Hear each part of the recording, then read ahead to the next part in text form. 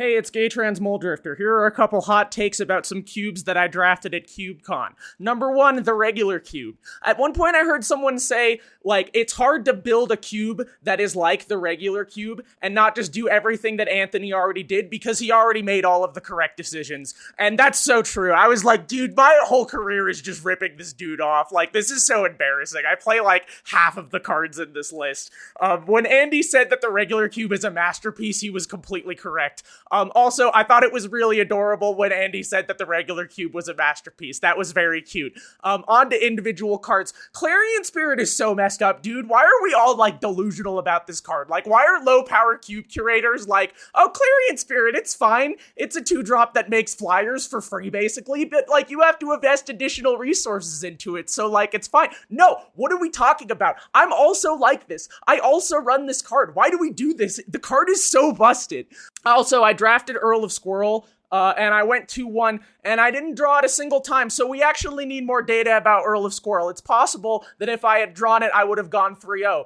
Number 2, 100 Ornithopters. 100 Ornithopters is the most clown shoes format I've ever played, and it rocks. The card choices are just bursting with creativity. It really feels like the cube's concept has been thoroughly explored through a wide variety of the most nonsense archetypes ever devised, with such hits as Song of Creation, Mill Yourself to Death, and Second Sunrise Tribal. Specific cards, Trespasser's Curse is kind of stupid, right? I just locked people out of the game with it on the play sometimes off of Mox Opal or whatever. We were talking about that card and Andy said that it punishes combo decks, but it just punishes everybody. And the Honest Beats deck that is trying to win with Tempered Steel and stuff just loses to it even harder because of the life game. It was just a free roll, occasionally win the game immediately card in my deck that otherwise did not care about what the card was doing at all. I feel there should either be more of a hate bears archetype, not literal hate bears, but a deck that plays more stacks-like elements and just plays stuff like Spell Shock and Pyrostatic Pillar.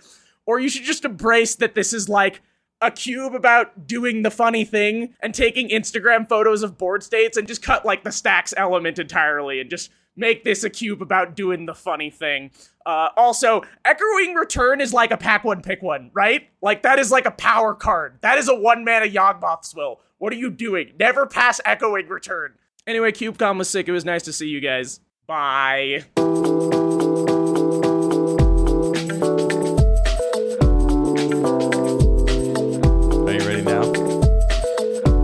Ready when you are. Hi, everybody.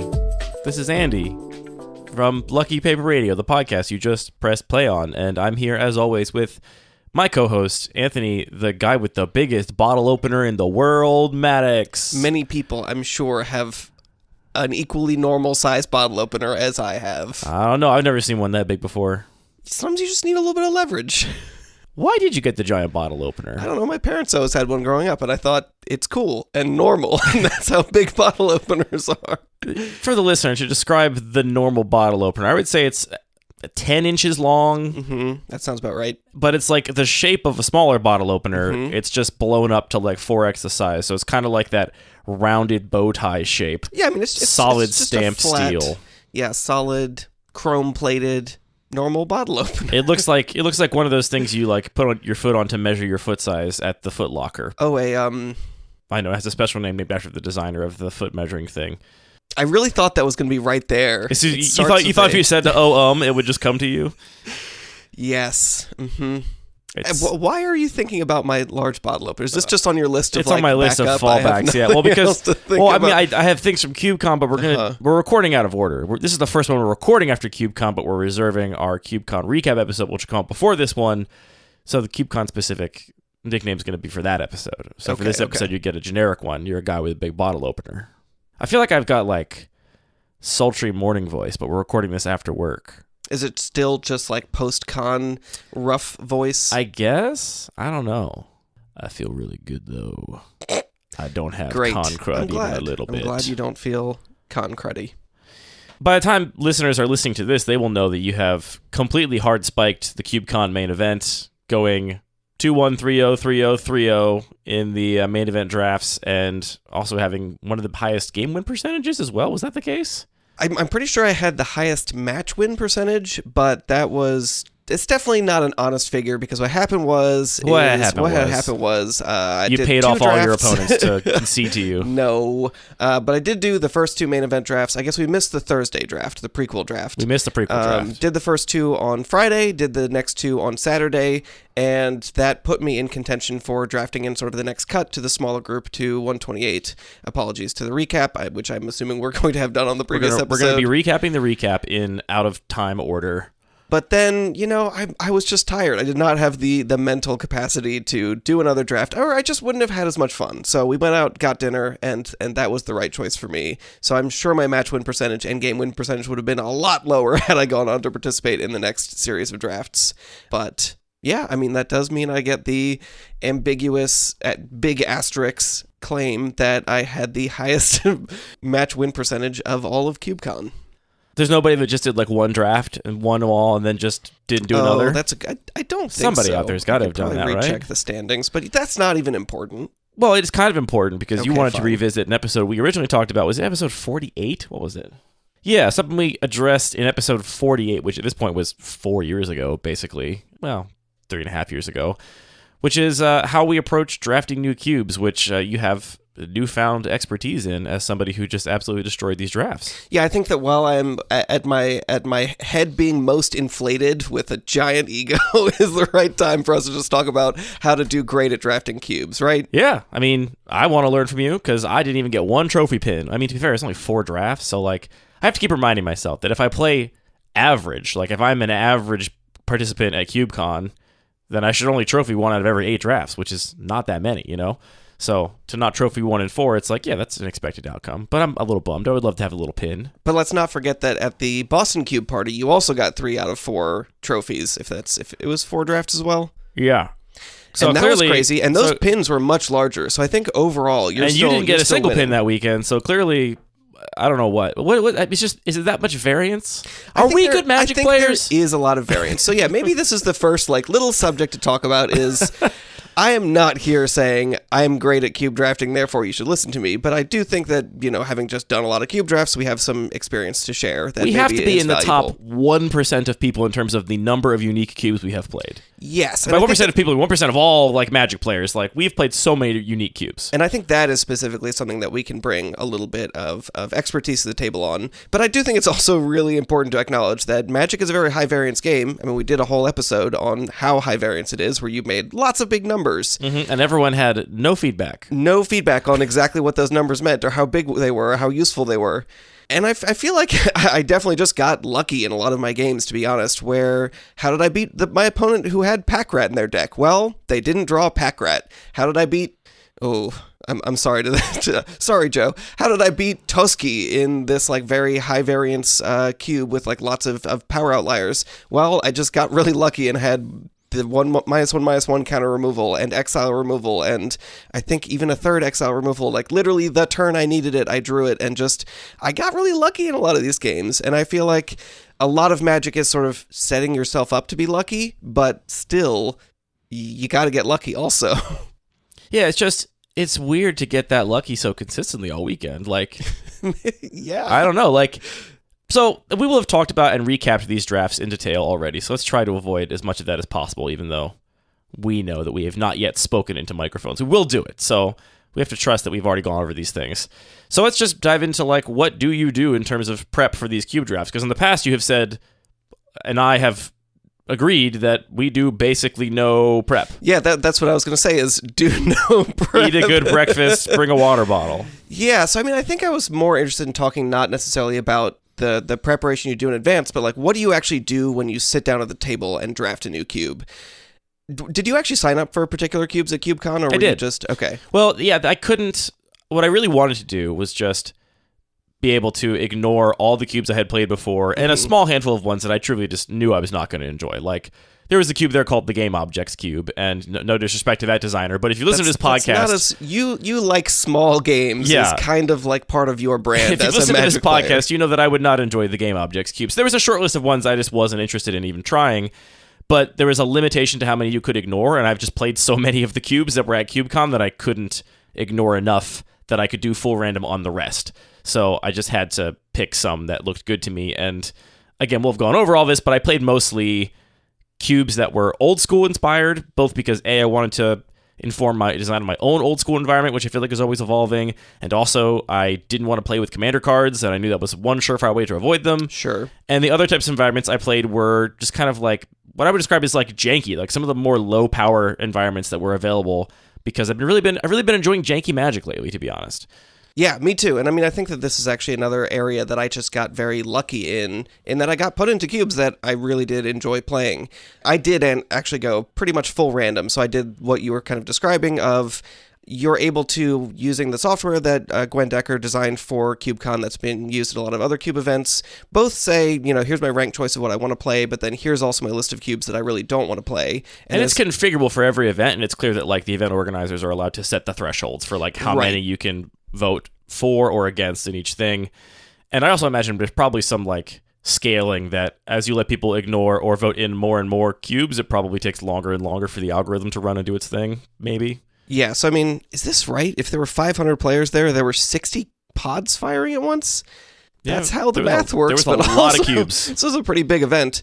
So because there are so many pods firing at once, you're able to ignore a fair number, whereas if you have, a smaller event, you can't say I want to ignore all 12 out of 14 cubes, because that doesn't really work out so much. So I did add to my ignore list all of the Baltimore cubes, and then a couple others that I had played at recent events, and I was in a similar situation as you, where there's maybe a couple that I'm just like, this is not quite to my taste, but I'm just going to roll the dice and otherwise go full random. And I did feel like I got pretty lucky in terms of getting put into cubes that are in that space where they're kind of lower power, or maybe they have a bigger power band in terms of like the worst cards and the best cards are pretty far apart. I was actually just thinking going into draft 2, I like misread the interface and was like, oh no, I got put into the combo cube. Julian, you just played this. What the hell do I do? I don't know how to play this kind of cube at all. And he's like, oh, well, you'll understand. It'll be obvious. There's, food chain combos and this and that. And I'm just like, plus food chain. Julian, no, it will not be obvious. I don't know what the food chain combos are at all. I will be trying to learn it from first principles. Easy for you to do.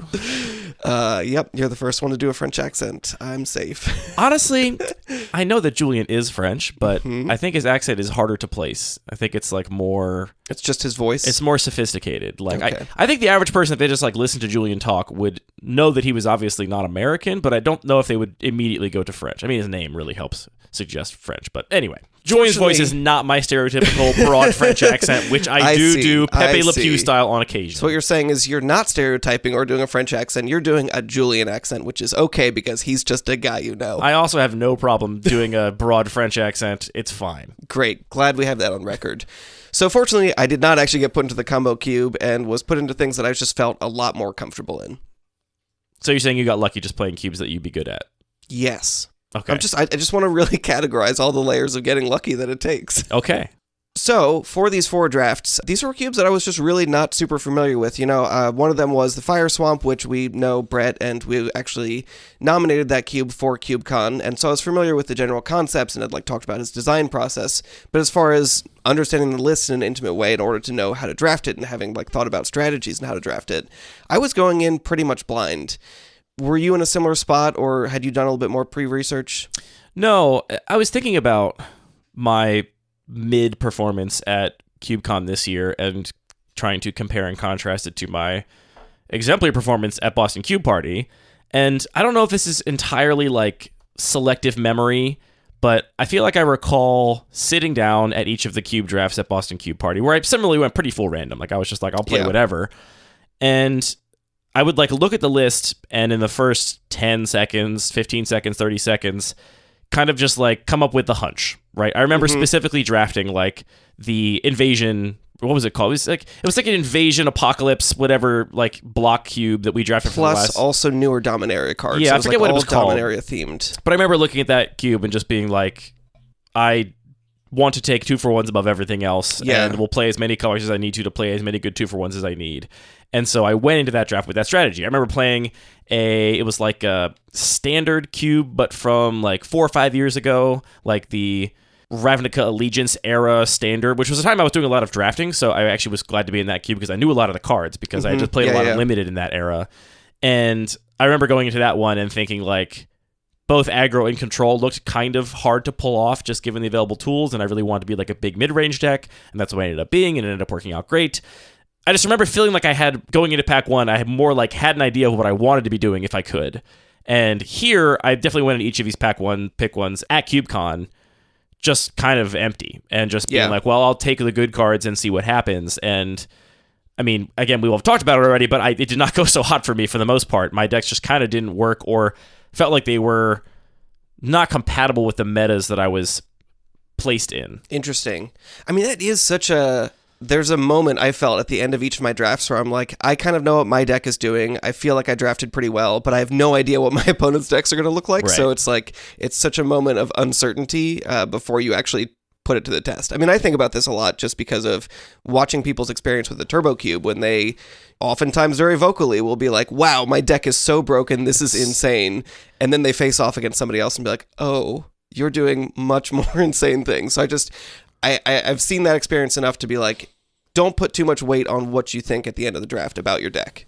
Yeah, and I definitely felt that way at the end of these drafts. I was like, I don't know. And I remember, like, so at the end of the Vintage Cube draft at Boston Cube Party, I was like, my deck is broken. Like, that was the one where the table beforehand was talking about how blue was actually bad in Vintage Cube because everyone drafted it, and then none of them drafted it, and then I got all the blue cards and played like mono blue tinker with every broken blue card in the cube and just easily swept 3-0. Like, it weren't even games. It was just like, yeah, I win again. So, like, aside from that deck where I looked at it and I was like, this has to be incredible. Yeah. The rest of my decks at Boston Cube Party, like, you have a little bit more context there in terms of if you're playing the Vintage Cube, you expect to be playing the best deck you could possibly draft in any cube, right? Right. It was hard to imagine 40 card decks in any singleton Magic that were going to fare well against what I had drafted in that cube. Yeah. Which you can't say, you don't have that same sort of portable knowledge when you're drafting a much lower power environment because there isn't a ceiling you're bumping up against. You're somewhere floating in the middle. Yeah, in general, I've tried to get better about just being like, I don't know. Like, I'm going to find out for a bunch of reasons. Like, one of the ways for me to get tilted is for me to think I've drafted a sick deck and then have it just go off the rails. So I have to like try and remind myself that no, if you think you drafted a sick deck, you didn't. Like, don't say that. And also the inverse is true. We've talked about it on the show before. I tried to be conscious to never be like, wow, my deck sucks before the draft starts, because then if you beat somebody, it feels awful to be the person that just got beat by somebody and said their deck sucks. So that one I think is much more common and much more like generally accepted because it's like self-effacing. It's like, oh, I did bad, and everyone's like okay with that, as opposed to saying like my deck's incredible. You know, people will probably discourage that. But I think it's actually just as toxic behavior in terms of what it does to like the vibes at the table. So yeah, it is. And I'll cop to also being guilty of a similar thing as well, where, you know, one of my opponents says like, wow, Pack Rat sure seems good here. And I'm like, well, there's no way I'm going to beat a Pack Rat. And then after he didn't draw it 2 games in a row, he was like, well, to be fair, you didn't beat Pack Rat. Well, I kind of think I did. I like to think that's a mode of beating it. But yeah, I mean, I do think that you're right, that sort of the unique thing that you and I can say that we have a lot of experience with is just drafting lots and lots of different cubes. And so going into it, just having that sort of flexibility to kind of like make up that hunch and figure out what is going to really matter in this environment is something that we just have a lot of practice at. That's the one thing I actually miss from doing my tracking of my like records and stuff. Yeah. I kind of want to go back and just like instead just keep a list of every cube I've ever drafted and on what dates. Like I would love to know how many unique cubes I've drafted, because I would ballpark it. It's got to be over 100 by now, easily. Like, we have 30 in our playgroup I've played. So just our playgroup alone, that's already a ton. So I would love to know just how many unique cubes I've played. That's a lot. And I was in a similar boat. I hadn't done a bunch of pre-research into all of the cubes. And, you know, I know some people went sort of with the mindset of, this is exactly the cube I want to draft. I'm going to go have a list of here's my top picks and here's my strategy. Here's what I think is best. I was going in pretty blind. So I did have, though, a couple of heuristics that I feel like I bring into a new cube whenever I'm trying to draft it. And a cool acronym to remember them. BREAD. Bread. Okay, so B, before the draft. Eat and drink some food. Oh yeah, even better. Eat bread. Okay, there's bread is out of the way. We can leave that acronym aside. I do like to do one thing, which is look through the list and scroll down to the bottom and just look at what the mana fixing is. I feel like this is a thing that I kind of want to be aware of from the very beginning of the draft, and whereas other things I feel more comfortable kind of picking up as I'm looking at packs, that's the one thing that I kind of want to know from the very beginning. That's so funny because I want to say we're like literally repeating the exact same lines from episode 48, and someone can tell us if we are, but I actually almost never look at the fixing because really, my attitude is that it's all the same for everybody. Like, I will get a sense from the packs in terms of what kind of fixing there is. Like, the one exception is, are there fetches and fetchables, in the sense that I will have to know, in the sense that I will rate my relative priority of fetch lands on how many fetchables I'm likely to be able to get in my colors. But beyond that, I pretty much never look at the mana fixing. And again, regular listeners will know I feel very strongly about the amount of mana fixing, the density of mana fixing I put in my own cubes, because it's something I really love, is playing cubes with a lot of mana fixing. And some people often think, well, you must not enjoy cubes with less mana fixing. And no, I don't not enjoy them. It's totally fine. And again, everybody's in the same playing field. So, like, it just means we're all going to stumble 30% more, and there's nothing I can do about that. I can't possibly hedge against it. It's not like I'm taking fixing higher if there's less in the cube. I'm still taking the best cards over fixing, and I'm still taking fixing very highly over all but the best cards, no matter how much there is in the cube. Yeah, that makes sense. I mean, maybe that's a good point. Maybe, but again, you just did really well at me. CubeCon, and I did not. So let's focus on your approach. Yeah, I just don't want to put too much emphasis on it, because I know we've also had Sam Black on the show, and he described a little bit of his process of drafting, and his process is very different. You know, I know his process is Guy's Blessing in the cube. Yes, absolutely. Is there anything like Guy's Blessing in the cube? His process is very much take fixing over almost anything but all the best cards, and then, you know, especially I think in these sort of like mid-power tier cubes, he really excels at the strategy of taking fixing above anything and then hoping to wheel just tons of power outliers that are especially gold cards. Yeah. And he's really effective at drafting those kinds of decks. Yeah, that kind of like 5-color good stuff deck is definitely a known quantity in a lot of cubes. I think Sam's success at that is also largely attributable to the fact that he's Sam Black. I don't think the average player can sit down and draft the Sam Black way and end up with a deck that functions quite as well. I'll be honest, I watched Sam Black draft the Hunter Ornithopter's cube, and at the end I was kind of like, oh, I think maybe Sam didn't do so hot. Like, maybe he's not going to have a good time.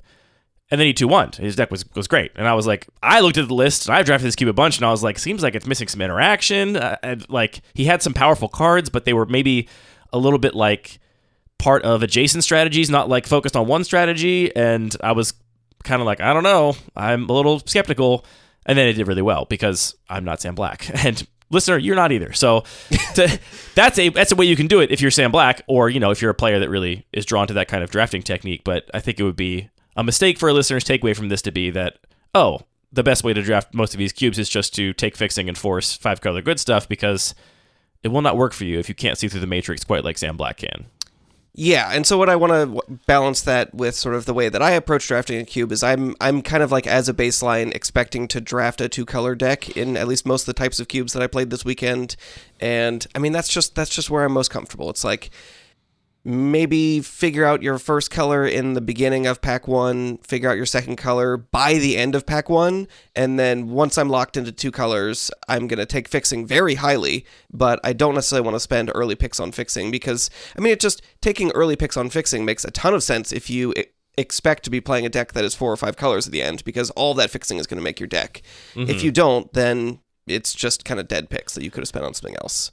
The other time that taking fixing really highly can make sense is if you know pretty clearly what you want to be drafting and your package doesn't have anything for that deck. Like, oh, for sure. Like, yeah, if you're, I mean, I don't want to say forcing, but like, if you know that there's an archetype in a cube that you really like you love being the blue-red spells deck, and the first package doesn't have anything great for blue-red spells, then you just take the fetch land, and, you know, you can, that's going to go in your deck if you end up in that archetype, you know? For sure, yeah. I mean, another heuristic that I follow, just to get a little bit concrete, is if I'm late in a pack, I don't see anything that is good for me, I'll take the fixing before I take an off-color splashable card. Oh, so of it's course. like, cool, I'm not in green yet, I'll take this, you know, green-white land, because I'm in Boros. No, I'm in Celestia, you know that. Nah, I couldn't even think of another color combination as an example. Literally, yes. I'll take this breeding pool over this blue card in the off chance that I end up wheeling that blue card, and then it's like, okay, cool, now maybe I'll play this. Or getting another one later in a pack. For sure, yeah. So, I mean, I feel like, yeah, beyond that little bit of prep of I do like to at least kind of know how much fixing there is, but to your point, maybe that's something that isn't as important as I'm as much weight as I should be putting on it, because you're totally right that everybody's in the same boat. Well, I guess I'm just curious to understand, like, what does it actually affect? Like, you look at a cube and you see 12 fixing lands out of 540 cards. What do you do? I certainly don't draft fixing lands because they're not going to be in the backs. But you see one in your pack one, pick one. Yeah. That's in a color combination you like, and there's like, does it actually affect your pick order to know that there are more or less, and in which direction? I think, you know what? I think it's mostly just about expectations. Okay. Because I don't want to be in a spot that, and I can speak to this specifically with the Fire Swamp. I think I drafted fixing too low, and I just, like, in the middle of pack 2, I was like, this is going to be tough. I'm very likely not to be able to cast my spells. But you're also right that I was picking up on a lot of the signals of the quantity of fixing as I was going. So it's like, all right, I saw 2 basic forests. This is a color restricted. Yeah, that's a unique environment too, because it's a desert cube. So yeah, but I mean, I think it still sort of applies where I sort of have this goal of I will definitely check the amount of lands in a desert cube. Okay, sure. I think it's very different, but go on. But you know, I have a double pip green spell in my pool that I really want to be able to play. You had a triple pip one, just admit That's it. not the one I'm talking about. We're talking about acidic slime. I really want to be able to cast acidic slime in a desert cube for reasons. So what I'm hoping for, like, ideally 7 green sources to be able to cast it, maybe more. And so seeing like, okay, well, one forest is already gone and I took something else over it like a dummy and I'm passing another forest. It's like, yeah, I mean, it's about setting expectations of how many pips of that color do you really want in your deck. Mm-hmm. All right, so then going into actually drafting, I feel like there's a couple other things that I'm really trying to get a sense of as the draft is going, and that's just cards that are power outliers, like what things really stand out do I think are very good, removal and other interaction, and then sources of card advantage. Maybe, I don't know if I want to lump this into the first thing. So, BRA. Stop trying to make an acronym. Is the A in bread? I know it's bombs, removal, evasion. Is the A card advantage? Do you remember what the bread acronym is? No, I don't remember what the bread acronym is. Okay, go ahead. But we can just talk about bread later. Okay. I guess I want to maybe suss out, like, are the power outliers, they are probably either generating card advantage or they're just ways to very efficiently kill your opponent. Or in some cases, they are very efficient removal. So, I mean, yeah, maybe that's kind of like a cross-cutting concern is look for the power outliers, but I'm also just really concerned with interaction, mana fixing, and card advantage, and ways to get my opponent dead. So you just kind of said, next, I think about all the categories of cards. Exactly. And I don't draft things that don't affect the board and are very dirtily. And then the next step is to figure out how does, like, the volume of those things that you're seeing affect your draft picks. So I think this is maybe something that I felt really comfortable about in these last drafts was in some cubes I noticed there's not a ton of interaction here. So I'm going to be much more comfortable playing 5 and 6 drops, or, you know, I'm not seeing a lot of card advantage, so I really, really need to prioritize that or figure out ways to kill my opponent quickly before that card advantage starts to matter. And I think that's the point that I was feeling much more comfortable with, was shaping my strategy around the volume of these different effects. So, like, obviously, I want plenty of interaction and card advantage and all these things, but actually fitting together what the environment is saying about what kinds of decks are going to excel and turning that into a strategy based on what you're seeing during the actual draft. That's an incredible skill if you can do it. If you can look at packs going around that people have already taken the cards that they are going to be most likely to put in their deck out of. Like, that was one thing I really felt is that I didn't do research on these cubes beforehand, and I went in and just drafted them. And I really felt that, like, when I got to the end and saw my opponent's decks, I was like, right, the most powerful cards I never saw in the packs. Yeah. So, like, I didn't know about the, like, most important things because I can't ever really glean the most important things about my opponent's decks from the packs because they will have already taken them by the time I get to look at their packs. Like, they were just power outliers, and I was like, that's here? Like, oh, my deck is not as good as I thought because apparently that kind of thing is here. If you're able to do that, like, I think you're right, that is the art of drafting, especially if drafting an unfamiliar environment. I think it's incredibly hard, at least for me. It's hard, but it's also like that's the fun part, right? Yeah. Yeah. I mean, so you're going into a cube. You haven't even looked at the list to figure out what the fixing is like. Do you have a different set of heuristics that you kind of try and evaluate? Or, like, what's your thought process? Is it just, like, take the best card out of every pack and then, like, let that guide your colors? Or where's your mind going? At the drafts at CubeCon this year, I definitely went in and was like, I'm going to take the best card out of every pack, best being by my heuristics, which I also value removal very highly.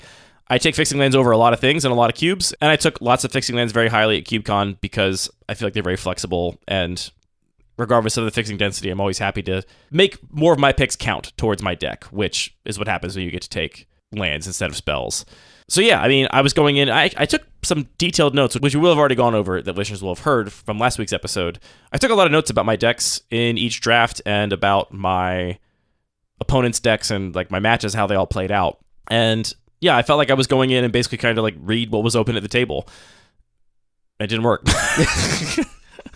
I mean, your record was still pretty good. You were a middle of the road, right? I went 2-1, 0-3. Well, that's not so good. 2-1, and then the last one, I think, I gotta check my notes, was a 1-2, but I conceded a draw to my opponent because I wanted them to have a nice time and didn't care about my record. Yeah. So I guess a 1-1-1 that on the books is a 1-2. On those lines, I'm actually curious. Do you remember how many of your Pack 1 Pick 1s you end up playing, just using this event as an example? All but one. All but one. Okay. I mean, 75%, I think that seems about on par from what I hear. All but one, including my non-main event drafts as well. Okay. So more than that. Which I think was a total only 6 drafts. So sure. Yeah. I was actually surprising myself that I only played half the time I played my first pick. Probably better, honestly. You know, it indicates that you're more malleable maybe in the draft than I was. Though I did first pick Fixing Lands a couple times, so it's like... Sure. Like, I know I first picked a Fixing Land in the Fire Swamp, so I played that one. Yeah, I mean, it was interesting. In the first draft I did of the Way 2 Hybrid Cube, I took something that I thought was a really cool component for a blue-white blink deck. And this was a weird environment where almost everything is hybrid or some form of hybrid-ish mechanic.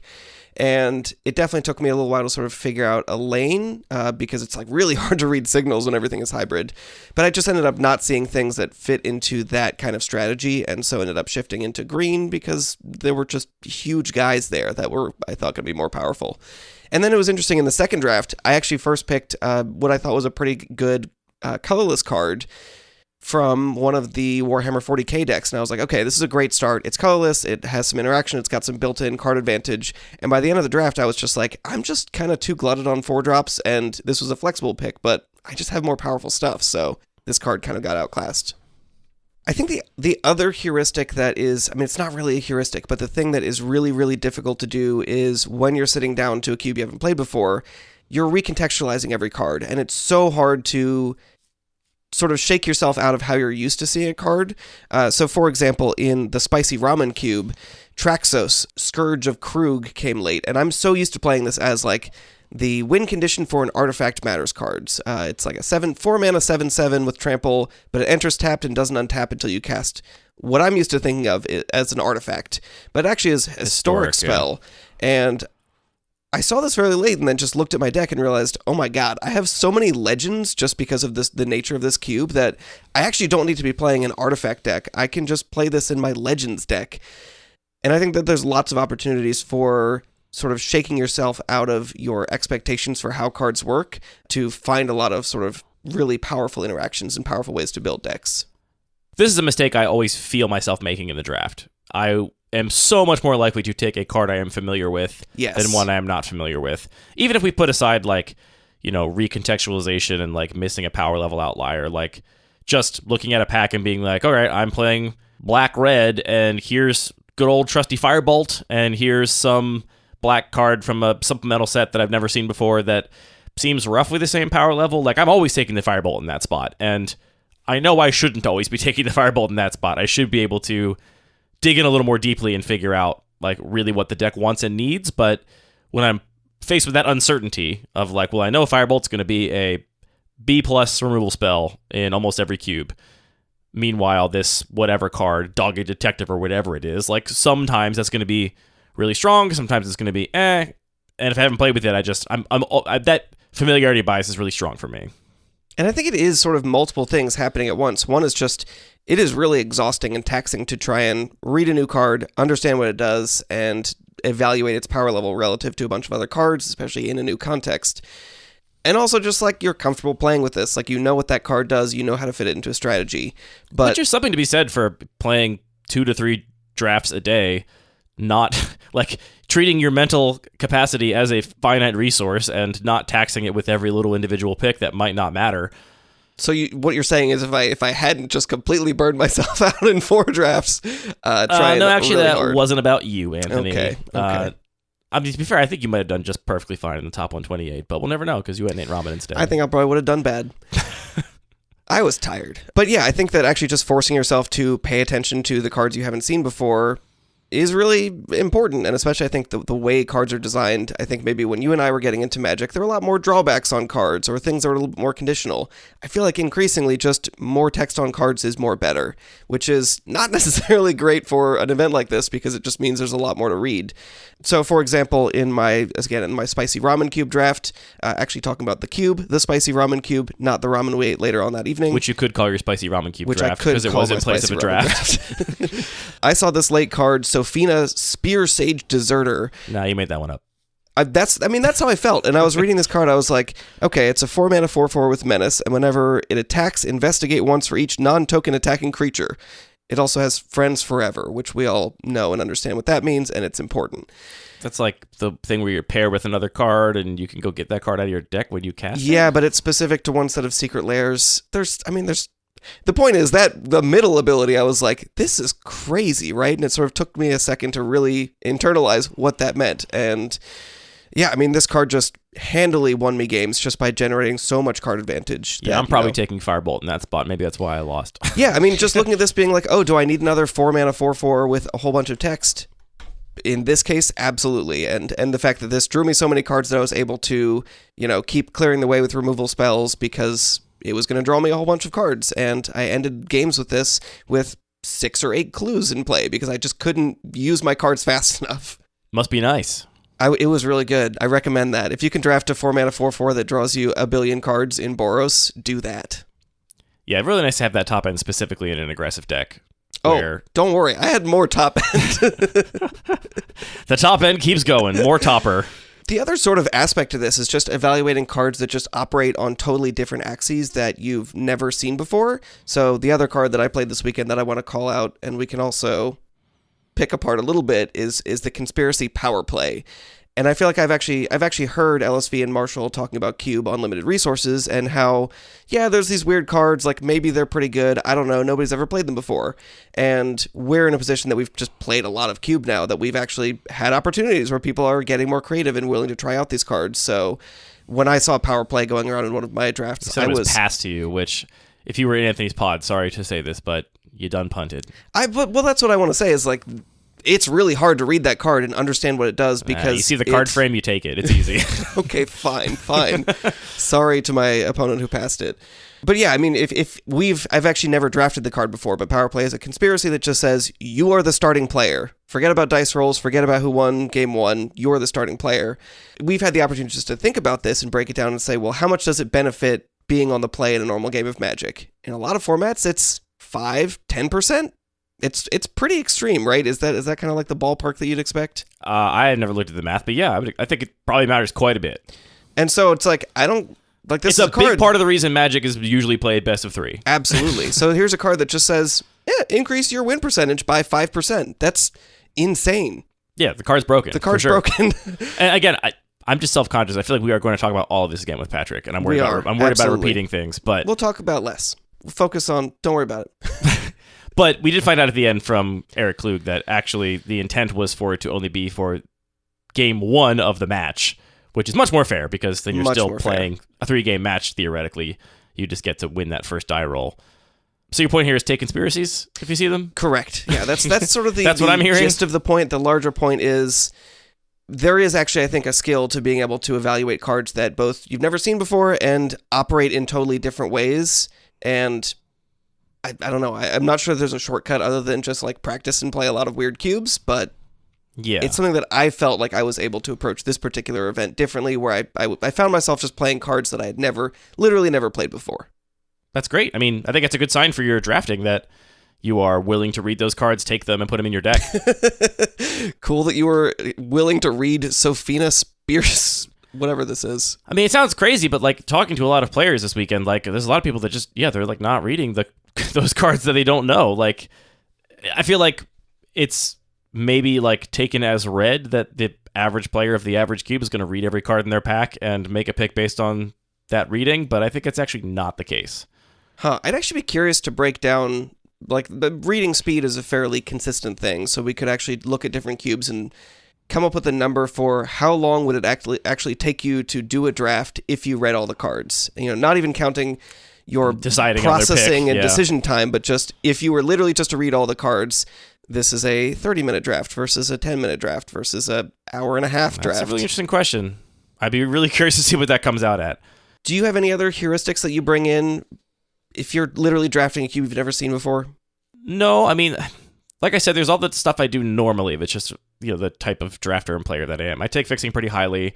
In most cubes, I aim to be like 2 with a splash for the most part, though I will definitely adjust that baseline depending on the environment. Like we mentioned that Invasion, Apocalypse, whatever cube from Boston Cube Party, I specifically remember being like, if I'm not in 5 colors, I've gone awry. Like, yeah. I should be in 5 colors in this cube because of the nature of this environment. I guess what I'm really trying to just reflect on is just how much sitting down with a plan, even if it's the wrong plan, right? Like, I wonder how much your draft is aided by having a direction you are headed before you even look at pack 1, even if that's not the objectively best thing to be doing in that cube, right? Because again, I doubt that I was able to just look at the cubes at Boston Cube Party for, again, the 60 seconds after I got assigned to the pod, walked to the table, found my seat number, and waited for the first pack. It was all I had was like a minute or 2 to look at the lists and just kind of come up with a thesis. I just remember having more of a thesis then than I did at CubeCon. At CubeCon, I was like, let's find out what this is all about. Let's look at this and just, see. And I wonder if it's just a situation where having a thesis is going to inform the direction of your draft such that it will be a focused version of whatever type of deck you drafted rather than kind of an unfocused deck, which, if I had to criticize the decks I drafted this weekend, some of them were unfocused. I also think I caught some bad beats. Again, revisit our recap episode from last week if you want to hear more detail. But I think sitting down as a fully blank slate is probably not the best. And you were talking about Sam Black's strategy. He sits down with this sort of baseline of I like drafting this kind of deck. And that's a similar thing to me looking at a list and coming in with the idea that I want to draft a particular type of deck in this cube. Having an idea of what you want to do. I mean, I think of Joe Anderson, who basically drafts some combination of red-white aggro in the vast majority of cubes he plays. Oh yeah, I asked him at some point, I was like, how many of your decks are mono-red? And he said, many of them had a second color. Yeah, is that going to be correct in every cube that Joe Anderson sits down to draft? Certainly not, but I think Joe does quite well because, A, he's playing an archetype he knows pretty well and can probably do a much better job evaluating novel cards for. If you know what your deck is meant to do, you know how the texture of turns with it in general, broadly speaking, you're better suited to evaluate a card you haven't seen before for that strategy. And also, you're coming in with a plan. You're not just going to waffle around for the first 5 picks and take a bunch of things that are all unfocused. And I think having a plan is really important. I mean, it's much like the later stages of a limited format, right? Once all of the decks are known, then you're coming in with a plan, which is I want to be drafting one of these 2 decks, and if they're both completely full up, then there's a third deck I can kind of audible into. Mm-hmm. But having a solid plan, I think, is so important, and it's really hard to have a solid plan about a cube you've never played before. So I think your solutions are either to have a thing that you do kind of in a vacuum in Sam Black or Joe Anderson style, and that can be anything, right? I also think of Theo, who plays blue-red in cubes that don't even ostensibly have a blue-red spells archetype and somehow manages to make it work. I think if you have a type of deck that you know you're good at playing, and I'll say it, I think at events like this especially, focusing on playing decks you're going to have fun playing, regardless of record, is a huge benefit to you as a human being and a player, because it's a lot of magic, and if you're playing something you enjoy, an archetype you have fun piloting, it's going to make a big difference at the end of the day in terms of how drained you are. So anyway, I think you either got to come in with a thing you do, or a thing you're known for, or a thing you are comfortable kind of forcing to some degree, or you have to make up a thesis, a theory about the cube you're about to draft and put it to the test. I'm probably, after this experience, I'm just never going to come into a draft as I'll see what happens and take good cards and see what feels open and go from there, because that feels like that probably can only work maybe in a pretty narrow band of very normal cubes. Interesting. So my thesis is, this is great. This is the right way for me to play cube, is just to go in pretty much blind, and you're like, I'm done with that. Do you really feel like you're going in blind, though? I mean, for example, in the C/Ube by Eric Klug, I had not looked at the list until 5 minutes beforehand and just did that same thing of scroll down to the bottom, see what we're working with. Well, but in the at Boston Cube Party, I did the 2-minute thing, and I then made a thesis. I was like, well, I don't know if this is right at all, but I just looked at this and decided that, I want to be 5 colors, or I'm taking 2-for-1s over everything, or I don't want to be aggro with this density of 1-drops, and I don't want to be control with this density of board wipes. I had an idea of what I wanted to be doing, even Yeah. in that short amount of time. You didn't do anything like that. No, but I mean, I think you brought up a lot of great points, and I think that this sort of focus on having a plan is really important, and there's a lot of questions that sort of relate to that. One of them is, how long can you wait to have a plan? Because I really felt like in a lot of these drafts, my plan was coming together somewhere. So first of all, I do agree with you that I think I found these decks to be a lot more successful because I had such a specific plan. They seem very focused looking at the lists themselves. And I think historically as a drafter, I am just not good at that. I'm just like, oh, this seems cool, and that's a strong card, and I end up with kind of a mishmash. And some of these decks were just so much more focused than what I'm usually drafting, and so I like the narrative of that's a reason that I was a little bit more successful this weekend. Yeah, you really buried the lead. What you were telling me about your Jeskai list in the Cube, and I forget how you described it, but then I looked at the list and I'm like, this is just the hardest control list I've ever seen in my entire life. It is just like 12 removal spells and Sphinx's tutelage, and the rest doesn't matter. It's like, I did not have an accurate vision of that deck based on how you described it to me between rounds. I don't even know how to describe a control deck. I wouldn't know a control deck if I drafted it. You did, and it was great. But this idea of, okay, so having a plan, how often do you expect that plan to work? And also, how long can you wait in the draft to come up with that plan? Because so 2 questions here. Sorry, I'm like so into this plan idea. I feel like I sort of found this plan during the draft. So first pick was Lightning Bolt. My second pick was Power Play. You know, you're gonna take Power Play. And then I'm pretty sure my third or fourth pick was Sphinx's Tutelage, and so I pretty quickly decided this is a card that I actually really enjoy playing. I didn't know this about myself until I looked at it, and I feel like it's a card that if you can just stick this, you can win a game with it. And so I kind of just jumped into that, and I felt like that was enough time for me to build around that plan. But equally, you know, if that had just gone around in pack 3, then I wouldn't have had an opportunity to find that kind of a plan. And also, like, you were right. It's possible that card is just no good in that cube. Maybe that cube has 20 disenchant effects because of a bunch of other artifacts and enchantments running around, right. And that just wasn't the case. I felt like I fell into a couple traps at CubeCon this particular time around, which, you know, could just be cope. Maybe I'm just, you know, trying to blame somebody else other than myself, but there were definitely cards I put in my deck that I was like, if I couldn't make this card good, and I couldn't, it's hard to imagine a situation where it really functions. So I guess like the ideal strategy is sort of going back to, well, I'm seeing a lot of removal, or I'm seeing not much removal, so I'm more comfortable playing my 5-drops, or I'm seeing lots of removal, so I want to keep my deck leaner. Or you're seeing a lot of removal that cares about power and toughness. Sure. Or mana value, so the bigger stuff is actually safer. So I think this is similar. If I'm taking Sphinx's Tutelage early, I think it's great to be sort of committed to like figure out if that's your plan, and if it is your plan, you definitely want to maximize it, but at the same time also keep some flexibility in mind that if you do see a ton of disenchants, maybe don't put too much pressure on it because it might not actually be that good, and then maybe there's a better win condition that'll serve you better. Right. So it's like striking that balance that's really important. A related question I have is just like, how much do you trust the cube designer? And if you see something even like, let's say more explicit, like equipment matters, how comfortable are you sort of glomming onto this or sort of diversifying the kinds of win conditions that you have? I know I've said in the past, and I'll stand by that, I never trust the cube designer in terms of telling me what's good in the environment, frankly. And this is mostly in the context of like cube overviews, where they're like, these are my archetypes. I will never read that with a like eye towards informing my draft. But what about... I'll read that as like a design document to like understand what they're going for and like give feedback on the cube in that context. But like, if someone says that red-white is equipment matters, that doesn't mean I'm going to only play equipment matters in red-white, because I so often think that the designer has, in many cases, kind of like smushed that sort of label on there because it feels like they need to have a label for their 2-color pairs. And what they're not describing is like the Grixis good stuff 3-color deck that just plays removal and great threats and 2-for-1s and doesn't have a neat little tidy name. But do you feel similarly about what the cube designer is telling you by way of loud signpost cards, loud cards that say build around me? I think it entirely depends on how powerful they seem to me. Right. So, so you're really just trusting your own card evaluation. You see a equipment matters, you're not necessarily saying like, oh, I trust the cube designer to have put in tons of equipment.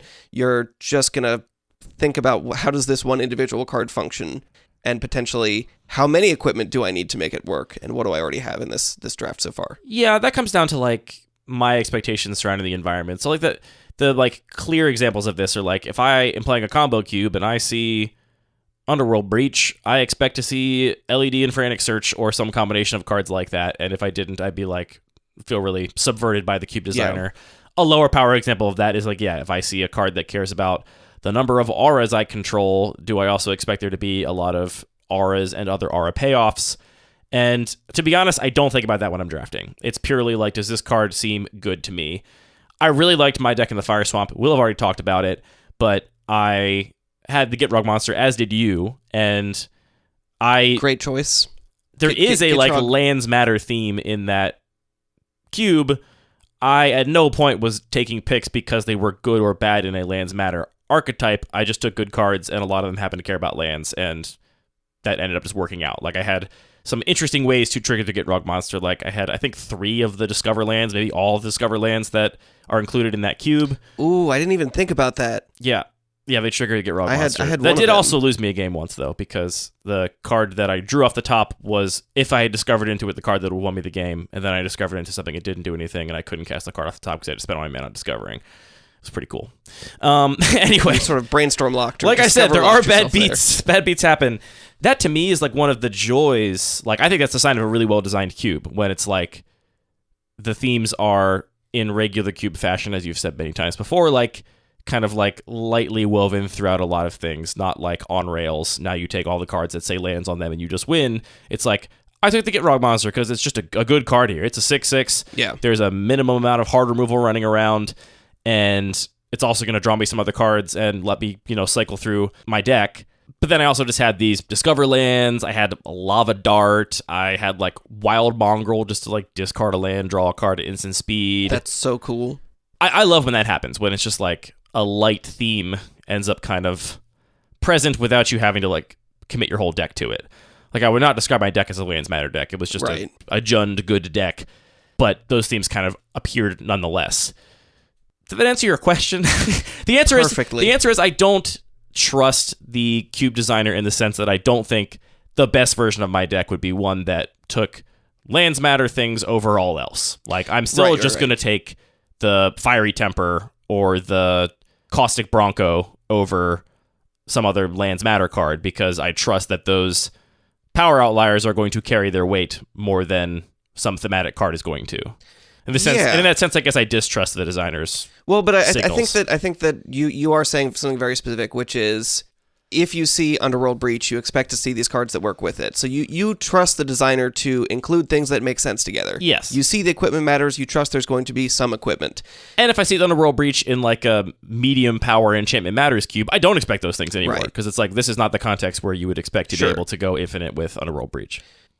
But what you don't necessarily trust the cube designer is they've put those things that you expect them to do, and they've also made them very powerful or like balanced against all the other themes. Like, so you trust them to include cards that make sense together. You don't necessarily trust them to tell you these are also this is the most powerful thing you can do. Even in my seat, right? Like, obviously I don't expect that whatever archetype I ended up drafting is the best deck in the whole cube. I also don't think that the most focused version of a deck is necessarily the best version. Right.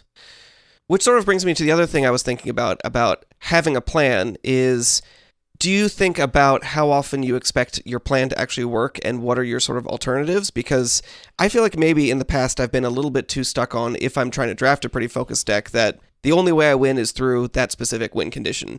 And the reality is, going back to this sort of Jeskai control deck, my plan was to win with Sphinx's Tutelage, or Murmuring Mystic, or Third Path Iconoclast, or my final win condition was Rise from the Tides. It's like, this is a very focused win condition.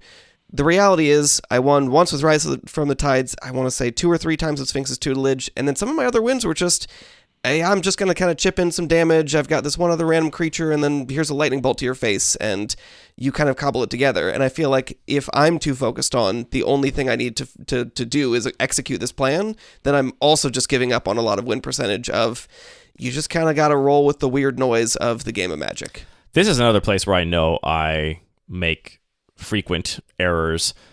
I love drafting a focused plan, and I will take picks aspirationally because I want them to be the right pick, even though I know they're not, right? Like, in my like cool blue-red tempo deck, I will take the like C tier 2-mana counterspell over like some 5-drop bomb that will just win the game if it resolved, because I'm like, no, I'm a cool tempo deck. Like, you're talking about... I don't play 5 drops. I'm like a Legacy Delver deck. We don't play 5 drops. You're talking exactly about the Thrix the Sudden Storm that I had in my Jeskai control deck, where I was just like, actually, this just, I'm sure it will win some games, right? Eats an attacker and then is a clock. Yeah, I think I need to be better about that, or rather, if I want to win more Magic, I should be better about that. I honestly know that I have more fun sometimes when I'm just doing a more focused thing. I know I just said that like the most focused, like thematic version of a deck is not necessarily the best, and that's different from, I think, having like a focused deck speed, like macro strategy that I have assigned to my deck. So, I mean, to answer your questions, how often do I expect that plan to work? I have no expectations around how my deck is going to work going into matches. 0%. Yeah, I don't know. I think another great example of this is that I love drafting draw go control, like hard draw go control. Like I have 3 board wipes, a bunch of counter spells, a little spot removal, and then some very resilient win conditions. And I kind of hate that in those decks, some really good cards are like Thibblethip or Cloudkin Seer. These cards that are like, okay, this doesn't really fit my strategy. It's not like a draw go control card, but in the average cube, those are fantastic in that deck. They're just cantripping removal spells because you trade with something in combat after you play it out. I have a hard time taking those cards sometimes when I'm in a certain mood because I'm like, no, I want to be a draw go control deck. I'm taking my 4th Divination instead of a Cloudkin Seer, when the Cloudkin Seer is just a much better card in that spot. Yeah, same with me, but I'm like, Verdant Force, I want that. Yeah, so I don't care what else I'm doing. Yeah, that's definitely a way in which I am a weaker cube drafter than I could be, and I think that comes from my focus on the game so often being design, in that in my cubes, I strive to make it so that the more like focused pick is the right pick, that you don't come across that like bomb 5-drop in a pack that you're just supposed to take even though you're a like really low to the ground deck. I try and avoid those kinds of outliers so that the right thing to do is drafting the kinds of focused strategies that I enjoy. But then I play another cube and the designer doesn't think that way, and it's like, well, I shouldn't be trying to play my kind of Magic in the cube I didn't design, right? Like, yeah. My kind of Magic is not necessarily, I should be playing whatever the cube supports, you know? Yeah, that makes sense. I'm looking at these deck lists. I can't wait to go over all my bad beats from this weekend. There were so many just like, wow, my opponent had that. Cool. That's going to be a fun episode that people will have already heard again. You alluded to this a little bit, but I think for you and I, maybe more important than like excelling as Magic players, we're playing this game to try and have a good time. Are there particular heuristics? It sucks to say heuristics for having a good time. What do you do when you're approaching a cube to make sure you're having a good time? Like I said, I think trying to come in with no expectations around your anticipated performance at any stage, like either before you sit down, after you draft your deck, like don't think your deck is great. Just you have to get into like a Zen headspace of like, I never know, and I'm here to be along for the ride. And I've gotten better at this. I used to be worse at this. I used to like sit down and think I had a great deck, or vice versa, and then really have my mental game, my like mentality affected by whether or not my deck met my expectations. I also do genuinely think that you should draft what you like to play, and there are some things I just don't enjoy playing that I just, even if it seems like the right thing to do, I probably shouldn't try and do it. Because first of all, I'm not that good at it. Like I have no practice at it because I never do it. And also, if it doesn't work, then not only am I losing, but I'm also losing doing a thing I don't enjoy. Which one of the cubes, the cube I went 1-1-1 or 1-2 in, was Keldon's Simple Cube, which is a cube that I am familiar with intimately, but I've never actually drafted. I'd never played Keldon's Simple Cube before. Is that not a cube that somebody in our local playgroup actually has? I'm pretty sure it is. I honestly didn't realize because Nate had called it the Nude Cube. I thought Nate had modified it, tweaks. And it turns out Nate had not modified it, so I had actually played it before, but I didn't realize I had. Either way, I went into that draft thinking I'd never drafted the cube before, and it was the last draft of the weekend. I had already done pretty poorly. I was like, I'm just going to draft something I enjoy, and my first 3 picks were the 3 Grixis Surveil lands in a row. I just got them all back to back, and I was like, I'm doing exactly what I want. I'm just going to take Grixis spells.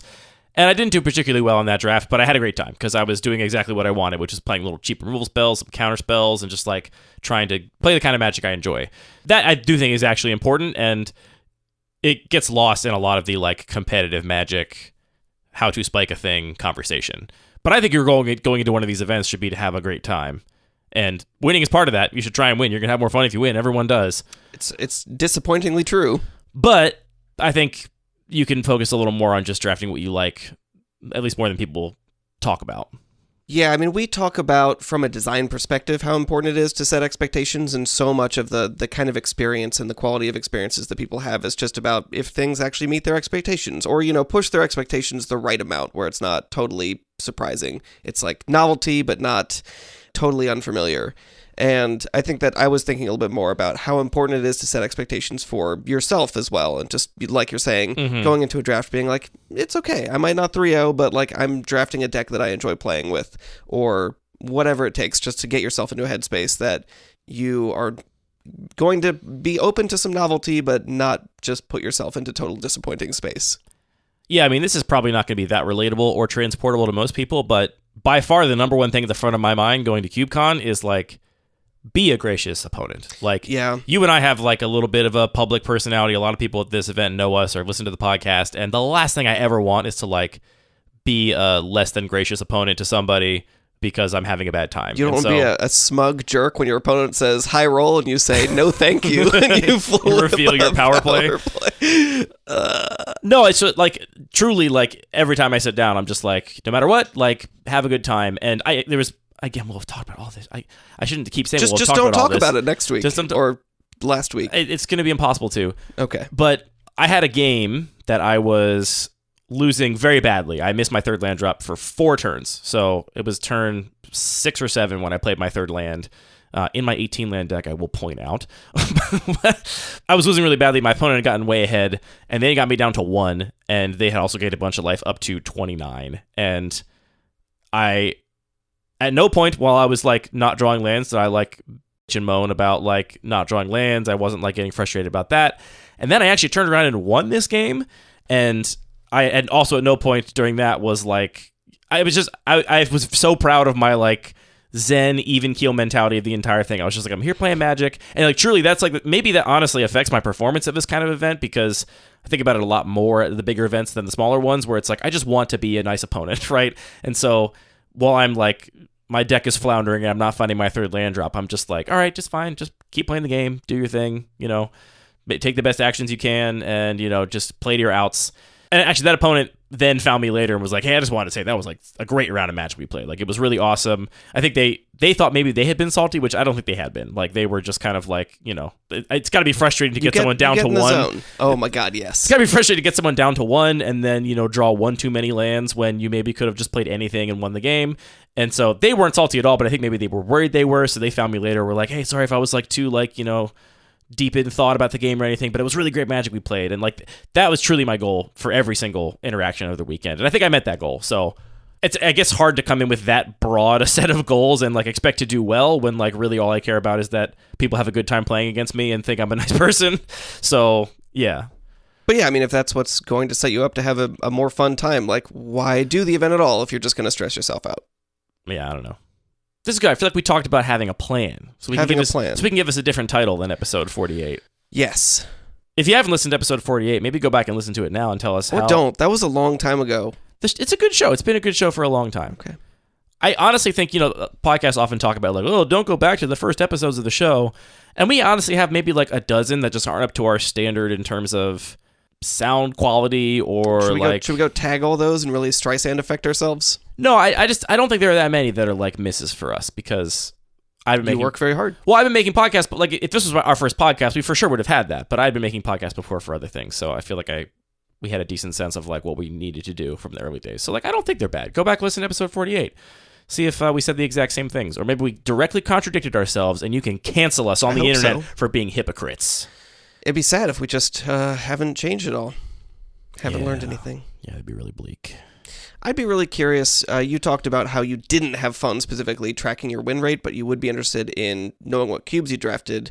I would be a little bit curious, and I don't know if it'd actually add to my fun or not, but actually understand where my leanings in terms of color preferences are, because I definitely feel like I enjoy drafting green-white the most. Yeah, when I was tracking for that like 9 months, it was pretty evenly distributed. I don't know if it's a thing that I should value, but I was impressed by that fact that you were so just like willing to draft any colors. Yeah, it's also weird. Like, I feel like people tell me that I have preferences that I don't think I have. And I'm like, are you more right because you are outside of my head and therefore can see me more objectively? But then you have data. Yeah, but also, I don't know. All right, well, Thanks for listening to this episode of Lucky Paper Radio. Hopefully it wasn't too repetitive with last week's show, which we're going to record in 2 days, with Old Dirt. A lot happened at CubeCon. Old Dirt McGirt. I think it'll be a different episode. We'll talk more about our actual records and what happened in the games we played. Patrick had a great time this year, which is great. Yeah. Yeah, it's good. If he was like, I straight up had a bad time, I wouldn't want to have him on the episode. It'd be bad vibes.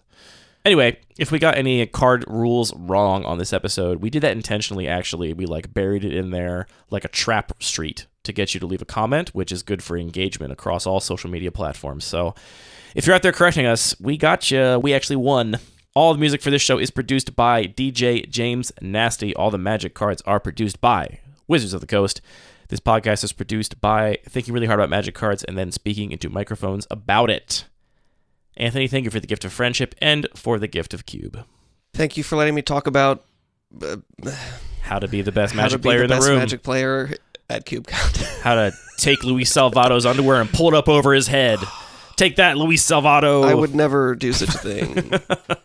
I just want to play Sphinx's tutelage again. I feel like I mean, that could be a regular Cube card. No. Why not? No. It doesn't feel fair there. Why not? Who wants to get milled out in? No one wants to get milled out in any Magic game ever. Right. So that's why we have to create a special space. This is the space where you're going to get milled out. I think you have more disenchants. Without looking at the list at all, I would guess that you have more disenchants than the Cube. That's a good point.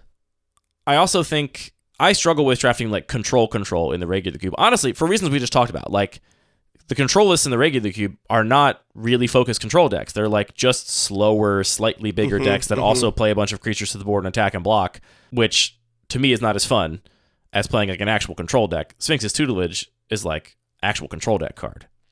I've also been working on this new cube list. I'm excited to show you that. Okay. I think Magic Foundations is going to provide the last couple pieces for. Nice. I'm just thinking about casting Sphinx's tutelage, then the next turn casting Lorien Revealed, and that's all you need. Look at you, loving Lorien Revealed.